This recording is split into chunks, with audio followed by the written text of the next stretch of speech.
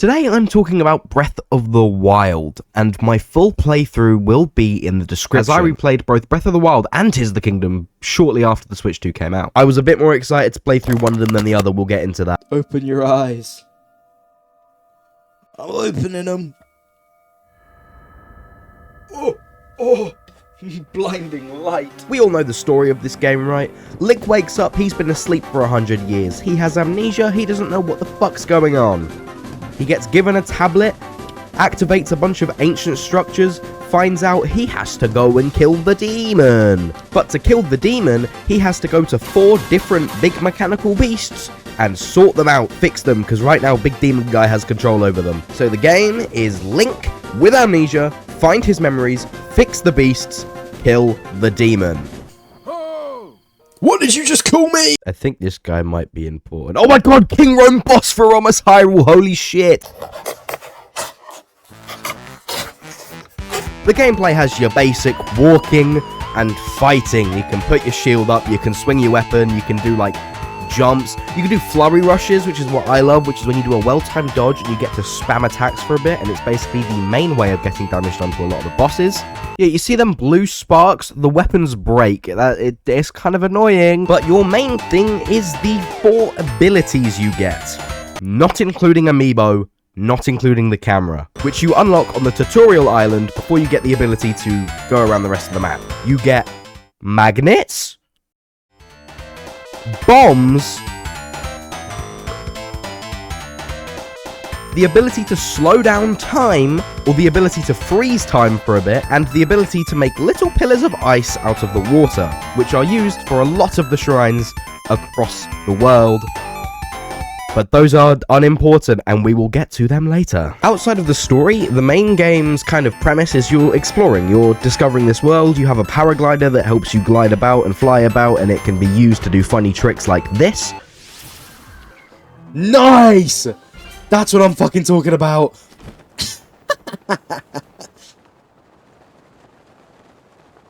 You gotta land on their back. We all know who the most important character is. Link doesn't talk, so his character is just, he's stoic and silent. I mean, Link could practically be anyone, he could be Mr. Beast. But the majority of the characteristics come from the memories. But they show you cutscenes from the past to help Link get out of his amnesia. Mostly who you see is Zelda being a dick to him. I thought I made it clear that I'm not in need of an escort. It seems I'm the only one with a mind of my own.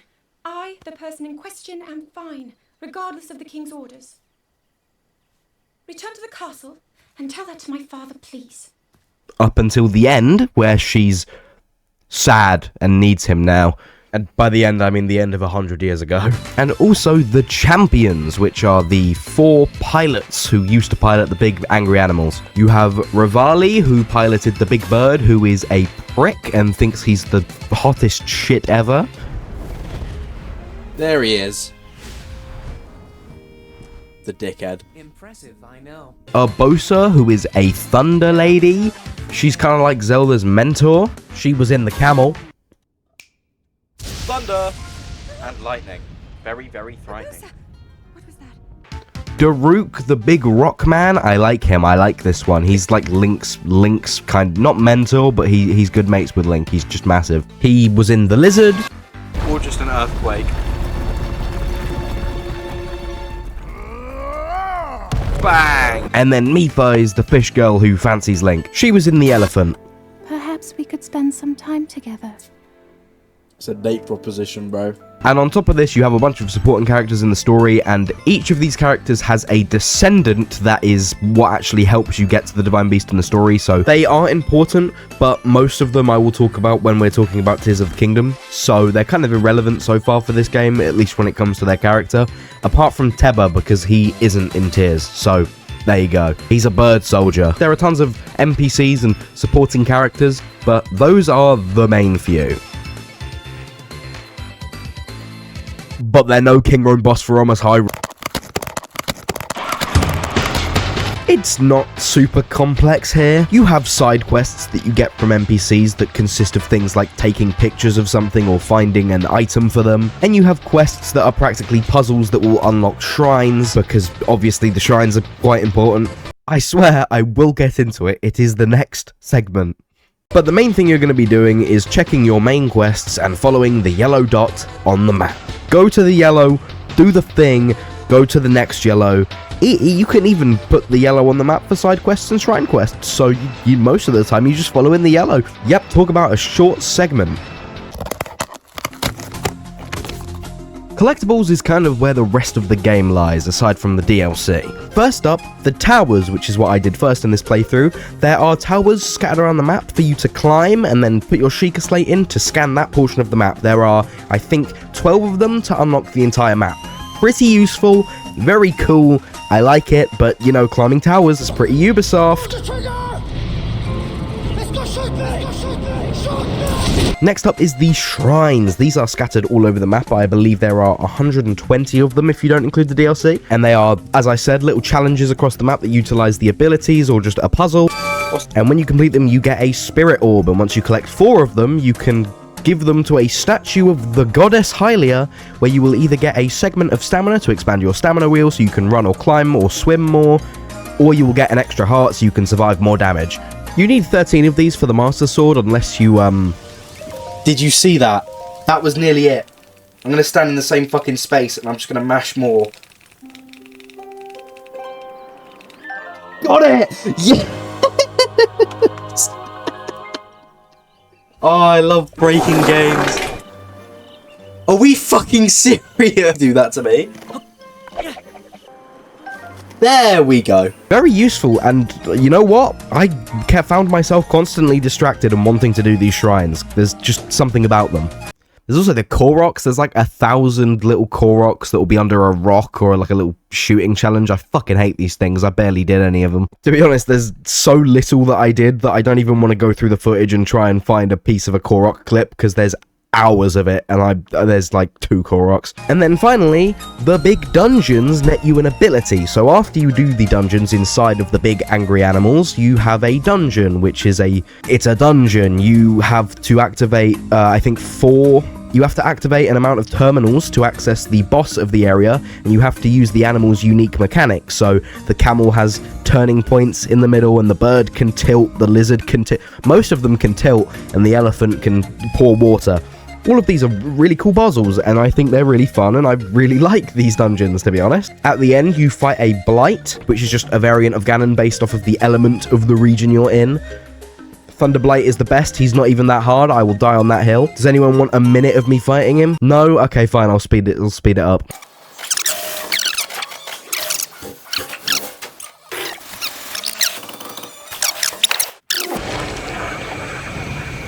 But then he's gonna bleed everywhere. But once you do this, you free the spirit of the champion Walking on water. and get their ability. So the bird gives you his ability to make a gust of wind upward and fly upward. The rock guy gives you his shield. Mifa revives you because power of love or some shit. And Bosa lets you do big thunder. Big thundercloud. But that's kind of all of the collectibles. So there you go.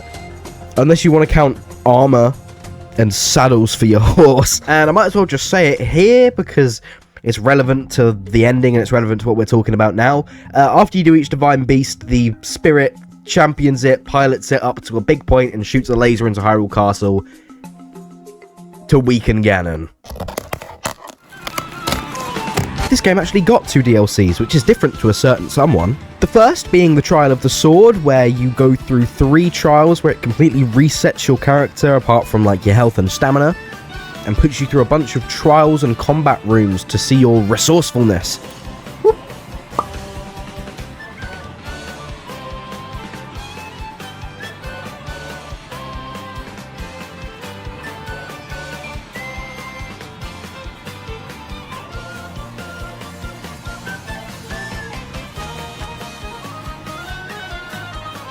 After completing each of the 3 trials, your Master Sword's damage goes up by 10 until it is permanently at 60 damage, which normally only happens when you're around a boss or a guardian.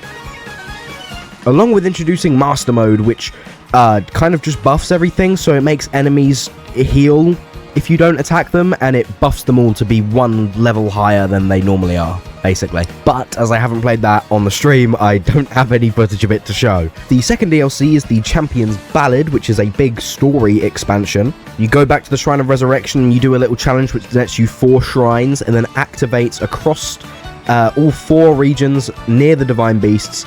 3 shrines to find before you can go back and fight the boss of the Divine Beast again with the armor and weapons chosen for you by the game.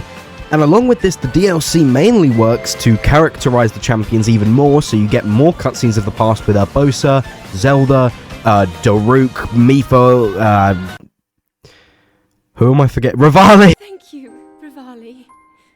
If we work together, I'm certain we'll be able to defeat... However. And then you go back to the Shrine of Resurrection where you get Link's own Divine Beast, which is based off of an engine, because after you defeat the boss, which is a really difficult fight against a monk, you unlock a motorcycle.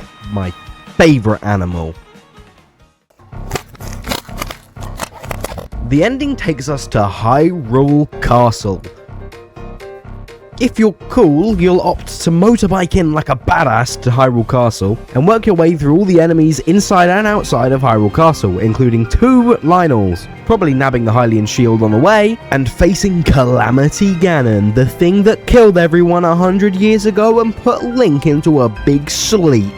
And armed with the newfound power of doing the main game objectives, you half his health. I really like this fight. I love a big monster to fight, but I mean, this fight is kind of a piece of piss. Definitely harder than the other one, though. We'll get into that next time. Then he turns into a pig? Sorry, what? Oh, okay. You get given the bow of light, which is just pure light. You shoot him like 5 times, and down he goes. Who are you? Do you really remember me? No.